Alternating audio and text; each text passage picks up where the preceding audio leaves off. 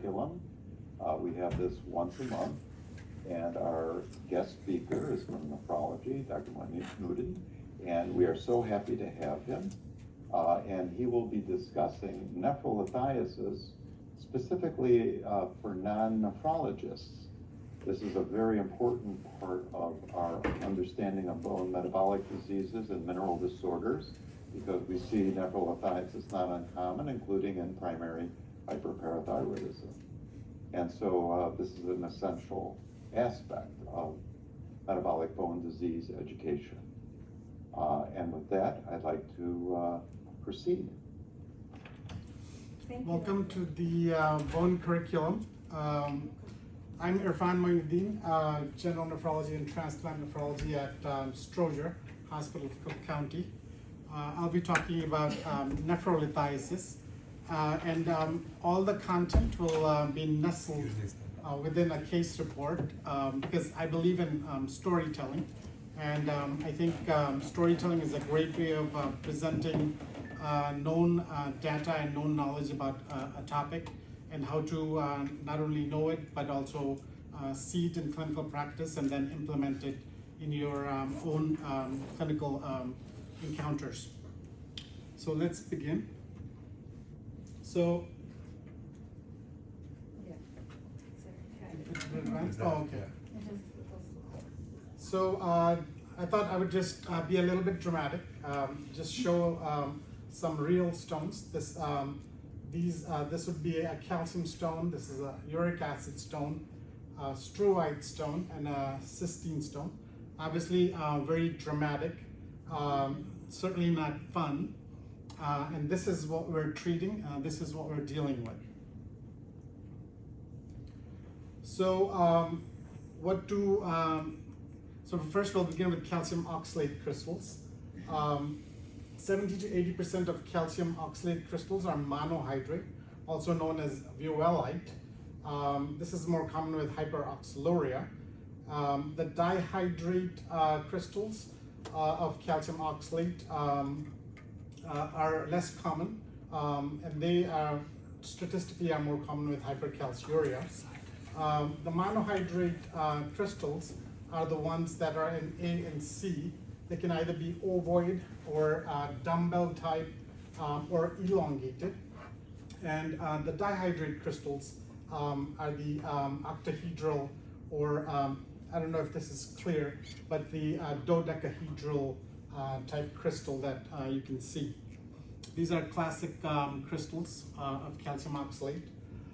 Uric acid can present in various shapes: the rhomboidal, the barrel, barbells, and you can see that here's a barrel-shaped crystal, and kind of a rhomboid. The six-sided crystal is actually a cysteine crystal, and this is a typical appearance of cysteine crystals. And struite crystals, or the magnesium ammonium phosphate crystal, also known as the calcium carbon apatite crystal, are your classic coffin lids. So let's begin with a case, and we'll nestle all of our analysis and the available knowledge within the case. Patient is a 52-year-old male with past medical history of uncontrolled type 2 diabetes and hypertension, who is admitted for 8-day history of nausea, vomiting, suprapubic pain, burning with voiding, and lower back pain. We'll jump a little forward. He was found to have a large obstructing stone in the left renal pelvis with severe chronic appearing left hydronephrosis. History was otherwise not that dramatic. He denied poor oral intake, no chronic nausea, vomiting, diarrhea, constipation, dysuria, falls, immobilization, no previous history of obstructive symptoms such as urinary dribbling, incomplete bladder emptying, or other over-the-counter medications, herbal medications. He denied NSAID use, and no history of intravenous iodinated contrast, or rash, fever, chills, food or medication allergies. Lab-wise, sodium was 136, potassium 4.7, bicarb 28, BUN 19, creatinine 1 milligram per deciliter for a GFR of 68 milliliters per minute per body surface area. Phosphorus was 3.6, magnesium 1.7, albumin 3.3, corrected calcium 9.2. A1C was a whopping 12.5, glucose was 356, and CBC was unremarkable. Here's the CT abdomen, pelvis without contrast, large stone, 2.2 centimeters in the left renal pelvis with severe chronic appearing hydronephrosis. That's all hydronephrosis there. And cortical thinning, and then no right hydronephrosis, relatively unremarkable right kidney with a right extrarenal pelvis.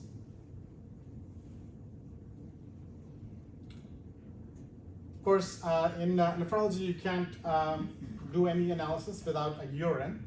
And here in the urinalysis, you see a specific gravity of 1.017.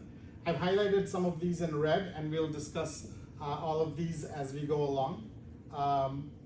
pH was 7.0, protein 70, glucose greater than 1,000, 2+ blood, 35 RBCs, white cells 1,300, positive leukocyte esterase, negative nitrate, and the albumin creatinine ratio was 1,768 milligram per gram.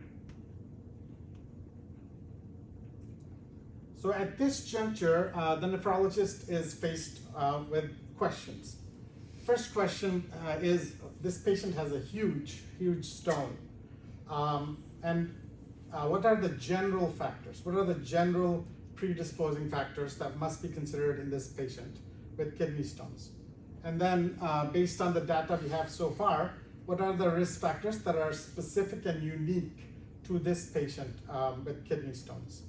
And then after that, once we analyze those risk factors, we can then take appropriate steps in the management of this patient, including lifestyles and pharmacological interventions to not only treat the stone, but to minimize further stone formation and also protect the kidneys from progression of chronic kidney disease. So a little bit of general information. Kidney stones occur in 12% of men, 5% of women. This is a lifetime risk. The major types of stones, 70 to 80% are calcium stones, and calcium oxalate is more common than calcium phosphate. Struvite is about 10%, uric acid less common, 5 to 10%, and cysteine is less than 1%. Uric acid does serve as a nidus for calcium aggregation. So combined calcium uric acid stones are actually also quite common. I will make mention of nephrocalcinosis. Nephrocalcinosis and nephrolithiasis are related but different concepts. Nephrocalcinosis is the deposition of calcium salts in the kidney parenchyma and tubules. A kidney stone is a solid, movable aggregate of calcium deposits that forms within the kidney's collecting system, and these can potentially move through the urinary tract. Nephrocalcinosis is not always associated with nephrolithiasis, and nephrolithiasis often occurs in the absence of nephrocalcinosis. Nephrocalcinosis suggests a defect in metabolism, whereas nephrolithiasis can occur in seemingly healthy individuals, mainly because of other factors such as lifestyle, diet, and dietary, and other factors which we'll discuss in subsequent slides. Just a quick listing of the differential for nephrocalcinosis. Usually we think about hypercalciuria and hypercalcemia. You can have hypercalciuria with a normal serum calcium. You can have a high urine phosphorus with hypercalcemia, a high urine phosphorus with a low or normal serum calcium, and then you can have hyperoxaluria or high oxalate content of the urine. In the first scenario, where the urine calcium is high and the serum calcium is also high, the typical scenarios we think about would be primary hyperparathyroidism, sarcoidosis, hypervitaminosis D, milk alkali syndrome, and a few pediatric syndromes. If the urine calcium is high and the serum calcium is normal, one should think about medullary sponge kidney, distal or type 1 renal tubular acidosis, loop diuretics, and inherited tubulopathies. And anytime there is a possibility of a tubulopathy, inherited or acquired, genetic testing should be in the back of your mind. This is an era of genetic testing. So anytime tubulopathy is in the differential, a genetic test is probably a good idea. Chronic hypokalemia. So hypokalemia is important, and we'll talk about this also when we discuss 24-hour urine. But potassium excretion is important to absorb calcium and reduce the calcium content of the urine. So hypokalemia does promote high calcium crystals in the urine and stone formation. If you have a high urine phosphorus and high serum calcium, that can occur in tumor lysis syndrome or acute phosphate nephropathy. And a high urine phosphorus with a low or normal serum calcium, again, you would be thinking about inherited tubulopathies. And we always measure oxalate in the urine. A high oxalate content of the urine typically means secondary oxaluria, but you should always think about primary oxaluria, especially if the urine oxalate is very high, if there's liver damage, or if there's family history.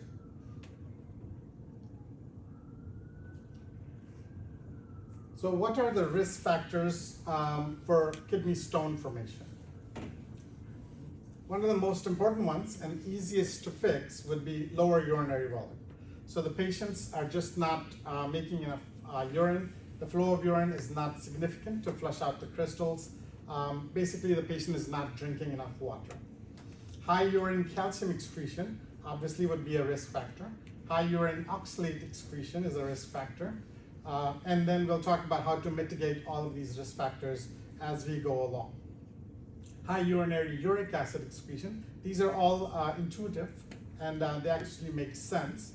Low urinary citrate excretion is important because it promotes supersaturation of calcium-associated crystals. And then high urinary pH and sometimes low urinary pH can promote kidney stones. And then anatomic abnormalities such as medullary sponge kidney and horseshoe kidney. But here you kind of end up managing the UTIs or the kidney stones because the treatment of the anatomic abnormality is geared towards the sequelae and not towards the anatomic abnormality itself.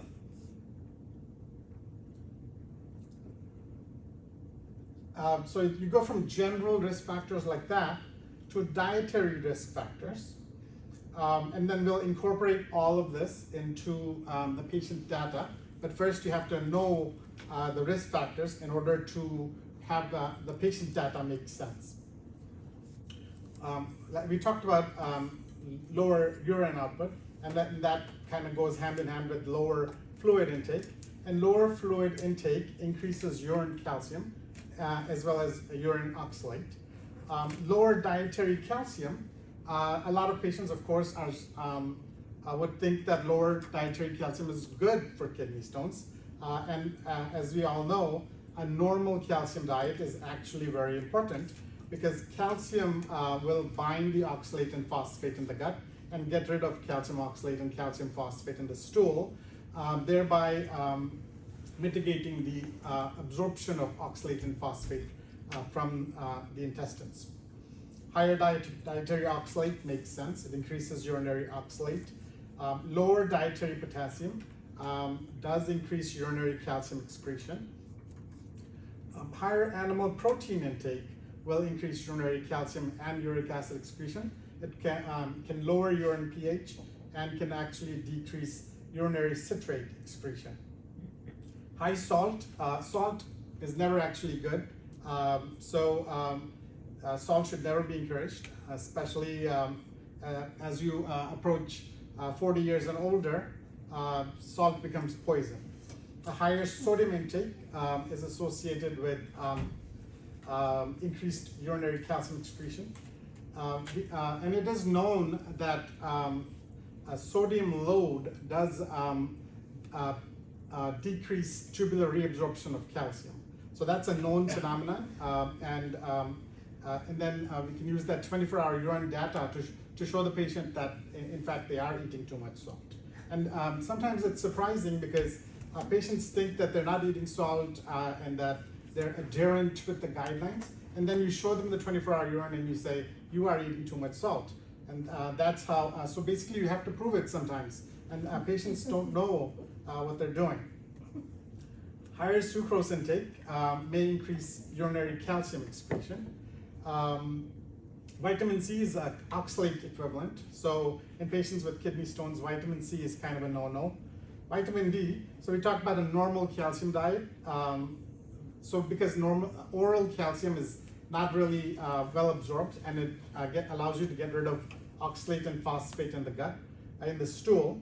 But vitamin D, of course, will cause intestinal absorption of calcium, and that calcium will be delivered to the kidney and will promote kidney stones. So vitamin D intake becomes a risk factor in patients with nephrolithiasis. So those are the general guidelines that you would give every patient. If you have a patient with kidney stone, you want to talk about the general risk factors and the dietary risk factors. Those are for everybody. Those are universal.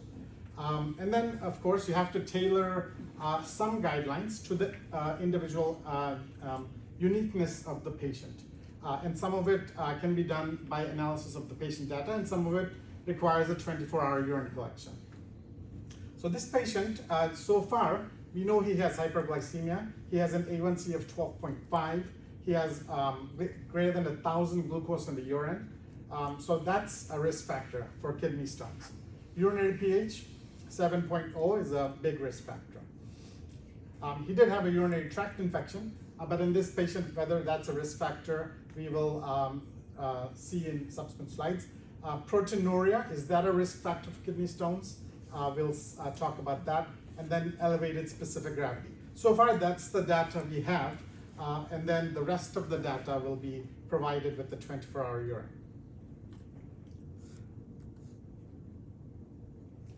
So diabetes, is it a risk factor for kidney stones? So basically when we're talking about diabetes, we're talking about hyperglycemia, we're talking about glucosuria. And of course, patients with poorly managed diabetes will have glucosuria. And this does increase their risk of developing kidney stones, because when glucose is present in the urine in large amounts, it can increase the concentration of other minerals like calcium, which can then precipitate out and form crystals that may develop into kidney stones. Elevated glucose levels provides a substrate for bacterial metabolism, leading to the production of organic acids such as lactate and acetic acid, which lowers urinary pH and increases the risk of uric acid stones.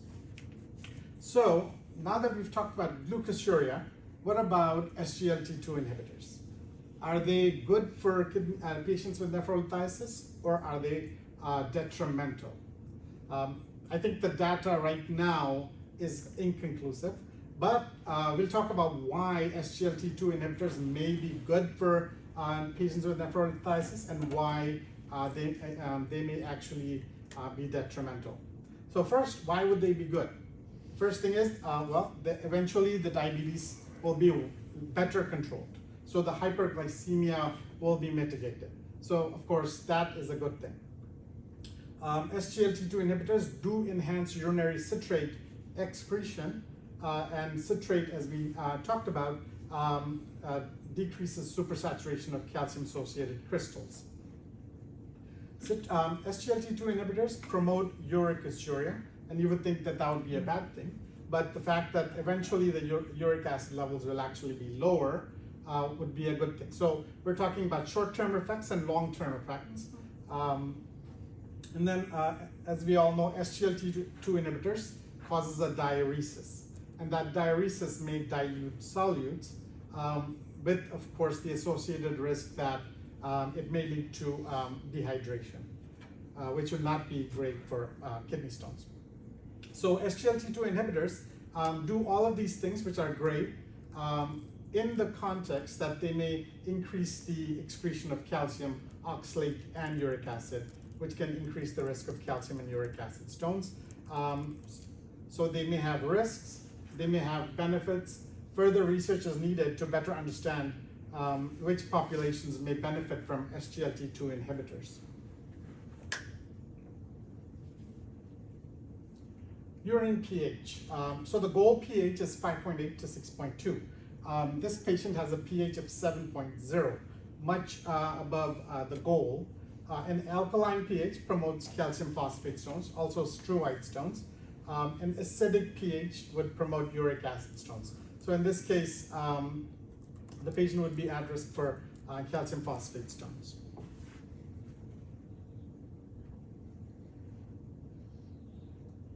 So when we talk about urine pH, we have to talk about urea splitting organisms.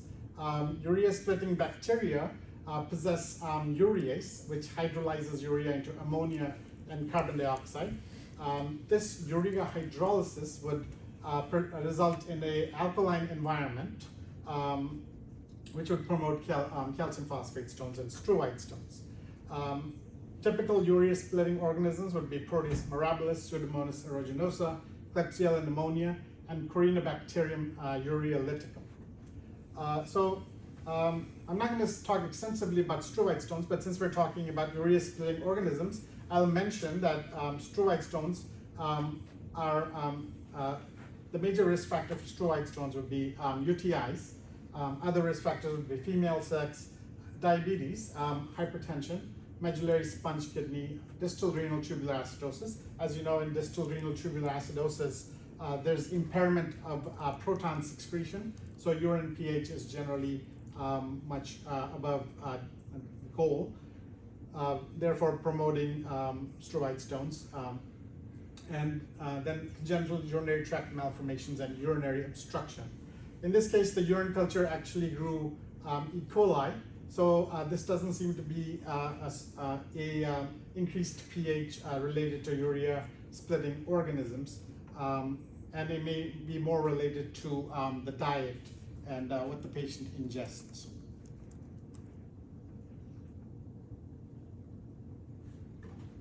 Proteinuria. Is proteinuria a risk factor for kidney stone formation?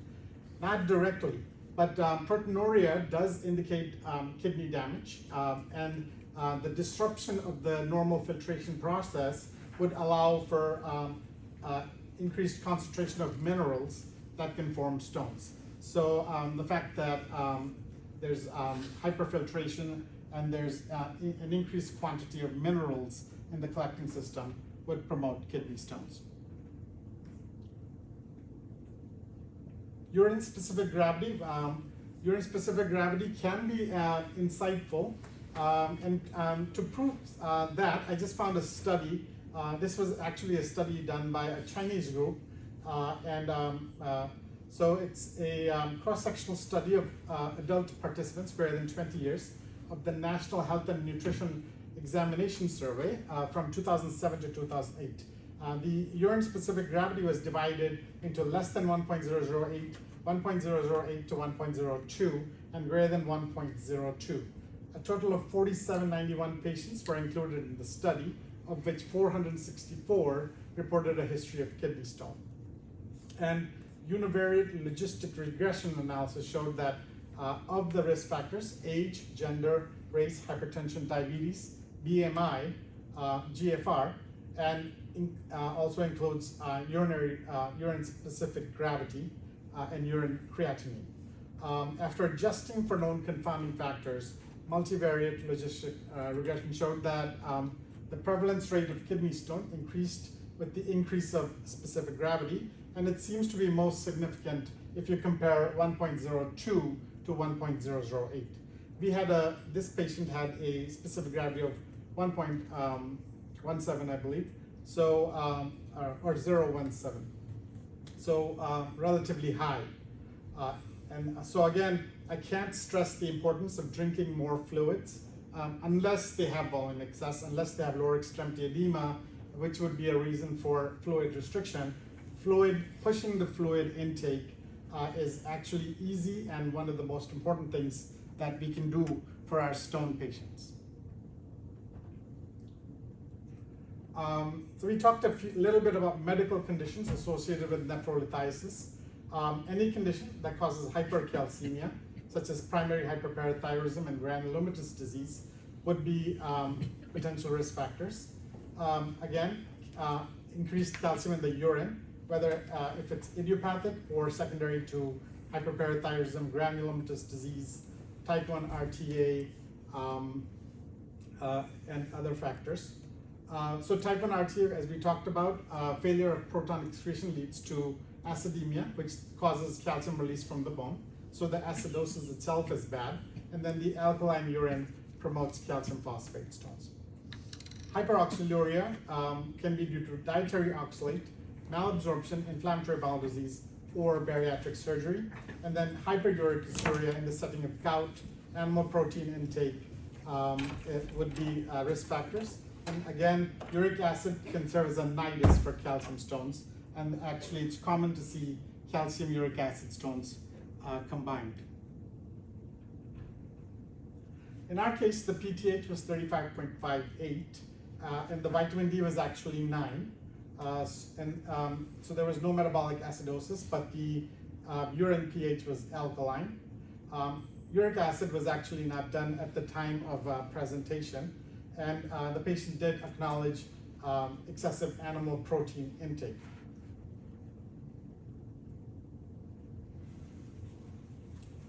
So the patient had a 2.2 centimeter stone and hydronephrosis, albeit possibly chronic appearing hydronephrosis. So management of the stone would be very important. And the patient had a cystoscopy, retrograde pyelogram, as well as a left urethral stent placement. And once the stone is acquired, stone analysis is actually crucial because you want to know what the stone composition is, and that will further guide management. In this case, the stone was 70% monohydrate calcium oxalate, 15% calcium oxalate dihydrate, and 15% calcium carbonate apatite. So that high urine pH kind of contributed to struite stones. 15% of the stone was struite.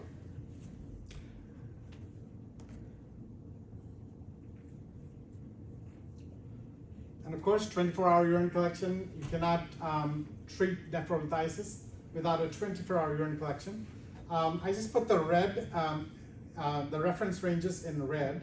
The blue numbers are the abnormal numbers, and then the bold red would be the reference for that abnormal value. So you can see that the 24-hour urine volume is 1900. The goal is at least 2 liters per day.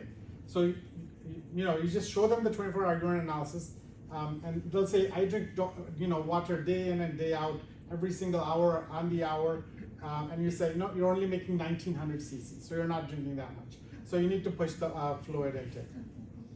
Second thing is 24-hour urine creatinine should be done for adequacy, to demonstrate adequacy. Because if it's done in the hospital, probably the error is less likely, but in the outpatient setting, error is quite common. So you want to make sure that the collection is adequate. So the goals would be 20 milligram per kilogram in males, 15 to 20 milligrams per kilogram in females, and if they're elderly and frail, then as low as 5 to 10 milligrams per kilogram. This patient had a creatinine per kilogram of 13.55. So a decent 24-hour urine collection. We talked about pH. The 24-hour urine sodium is 156. You want to have it between 50 to 150. So this patient definitely needs to be told that sodium restriction needs a little bit more attention. Because, 150 is the upper limit of what you want the urine sodium to be, and his is above that. And then 24-hour urine potassium needs to be between 20 to 100, and you want to make sure that the urine potassium excretion is not too low, because hypokalemia, or decreased potassium, consumption is associated with increased calcium in the urine. 24-hour urine phosphorus was good at 420 milligrams, reference being 600 to 1200. 24-hour uric acid was also good, 572 milligrams. For females, it should be less than 750 milligrams. Urea, 24-hour urine urea was 8.6 grams. This patient claimed that he or she ate a lot of animal protein. It's not necessarily reflected in the urea. Sometimes it's reflected more in the protein catabolic rate, which was not done in this patient. But protein catabolic rate sometimes also is reflective of other things like diabetes and UTIs, things like that. The 24-hour citrate was not done, but the pH was already 7.0, so you wouldn't be prescribing Bicitra in this patient anyway. Supersaturations, I think, would be important, but they were actually not done in this patient. But you want to have that supersaturation of calcium oxalate, uric acid, and calcium phosphate to prove to them that not only are the electrolytes important, but they're actually precipitating and are predisposed to precipitation.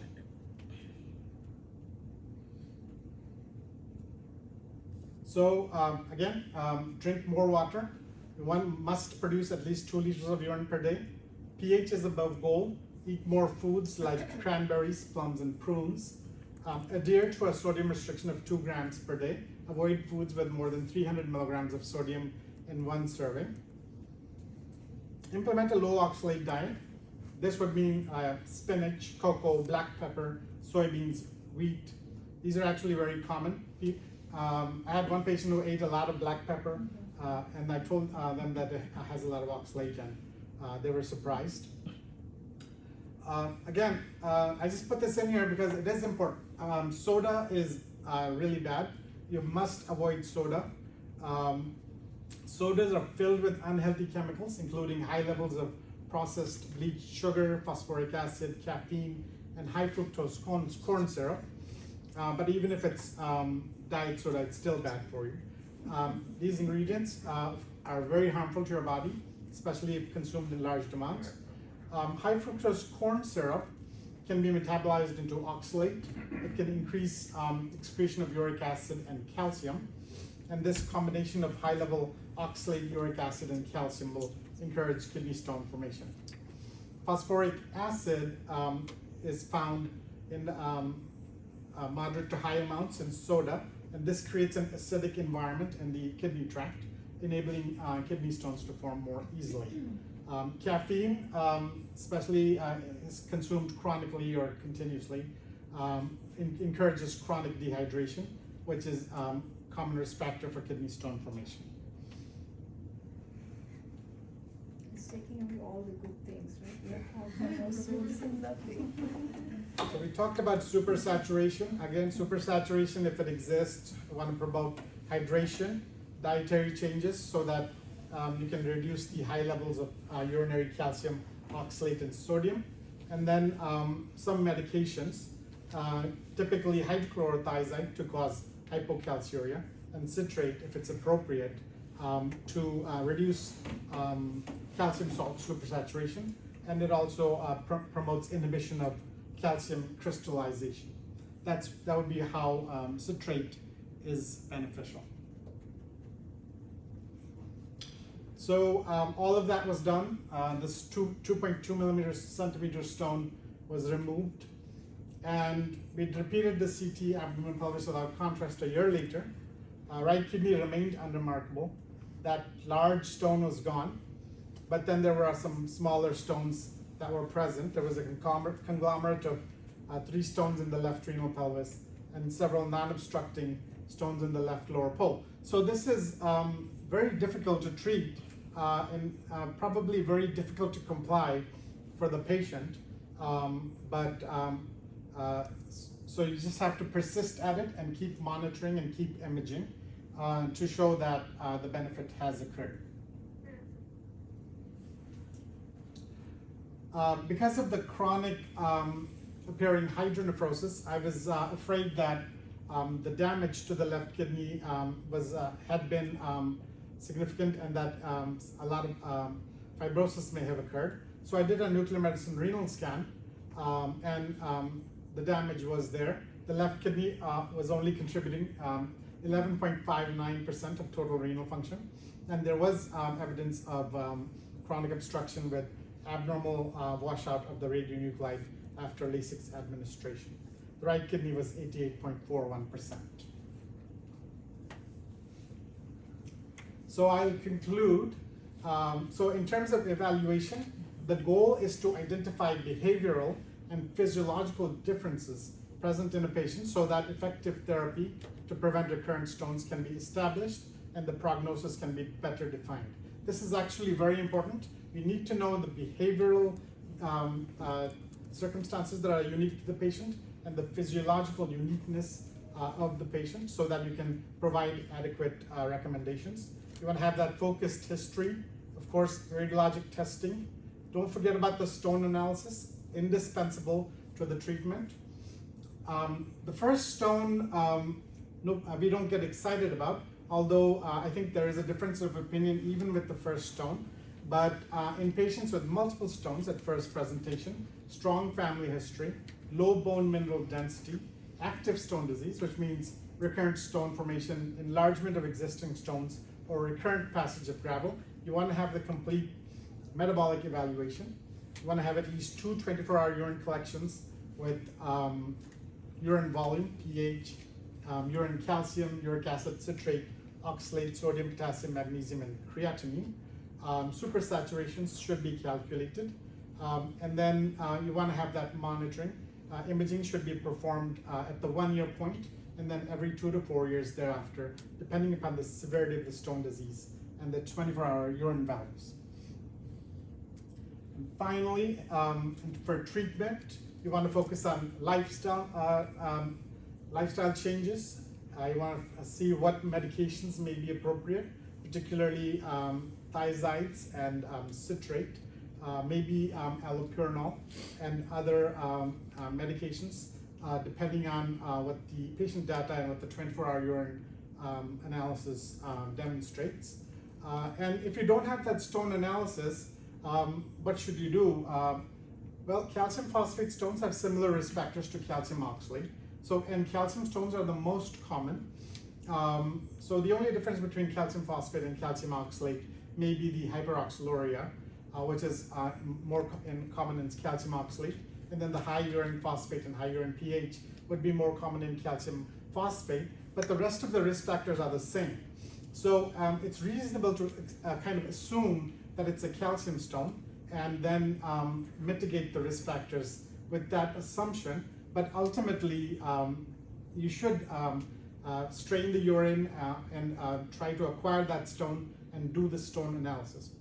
The response to dietary or drug therapy must be monitored by repeat 24-hour urine collections and monitor with periodic imaging to detect new stone formation or growth of existing stones. With that, I will conclude. This is, I'll put this talk eventually on my YouTube channel, so check it out, send me some comments. That's it. Thank you.